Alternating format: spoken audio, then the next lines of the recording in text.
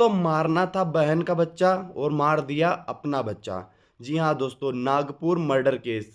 यह कहानी शुरू होती है 30 मई 2014 सुबह 5 बजे। नागपुर के नवर गांव में धनराज जो सेठ थे वह खेत में सोच के लिए गए थे।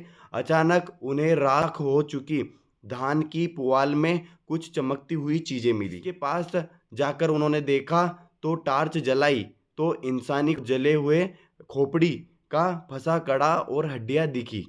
धनराज चीखता हुआ वहां से भागा और उसने ऐसा चिल्लाया, मेरे खेत में लाश मिली है, कोई पुलिस बुलाओ।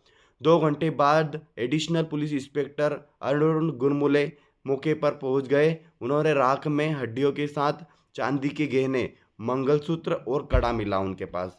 जिसके बाद गुरमुले को याद आया, कुछ दिन पहले गीता कावले ने बेटी सविता की गुमशुदगी की रिपोर्ट दर्ज कराई थी। इसी गांव में उसका ससुराल भी है और कहीं ये लाश उसी की तो नहीं है। डीएनए रिपोर्ट से साबित हुआ कि लाश सविता की ही थी। शक उसके पति विवेक पर था। कुछ ही दिनों में पुलिस ने विवेक को दबोच लिया। पुलिस की सख्ती के बाद विवेक टूट गया, कहने लगा उसका कोई लोगों के साथ चक्कर था। मैंने खाट का पाया उखाड़ा और उसके सिर पर दे मारा, ऐसा कहने लगा विवेक। लाश को घसीटकर खेत में ले गया और धान की पुआल में डालकर उसे जला दिया। यह विवेक की कहानी सुनने के बाद 2015 में नागपुर सेशन कोर्ट ने विवेक को उम्र कैद की सजा सुनाई। लेकिन 2017 आते आते ज्यादातर गवाह उसके खिलाफ मुकर गए। विवेक को बचाने में उसकी जीजा कमलाकर ने बहुत मदद की थी। 1 साल बाद यानी 10 जून 2018 की रात विवेक गुस्से में तमतमाता हुआ जेल से छूटने के बाद अपने जीजा कमलाकर के घर पहुंचा। बहन अर्चना, जीजा कमलाकर, उसकी मां मीराबाई और भांजियों से मिला। उसके दोनों बच्चे कृष्णा और कात्यायनी भी वहीं रहते थे। काफी देर तक विवेक बच्चों के साथ खेलता रहा, फिर सभी खाना खाकर सो गए।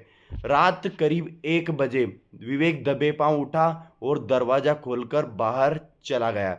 वापस कमरे में गया तो उसके हाथ में एक भारी भरकम लोहे की राड उसके हाथ में थी। वह जीजा कमलाकर के पास गया और रॉड उठाकर उसके सिर पर मार दिया, वहीं पर खूनाखून कर दिया। खून के छींटे अर्चना तक पड़े तो वह भी उठ गई। उसने अर्चना के भी सिर पर मार दिया, लोहे की राड से उसे भी मार दिया। तभी भांजी वेदांती भी आ गई तो उसे भी लोहे की राड से मार दिया। पर इस घटना में उसने खुद अपने ही बच्चे को लोहे की रॉड से मार दिया और बहन के बच्चे को मारने के बजाय खुद के बच्चे को ही मार दिया। यह पूरी घटना को इस अकेले आदमी ने अंजाम दिया। यह दोस्तों नागपुर हत्याकांड की बात है। एक अकेले आदमी विवेक ने अपने बच्चे को मार दिया बहन के बच्चे के बजाय, और यह पूरी घटना को अंजाम दे दिया और उसे फिर बाद में फांसी की सजा हो गई।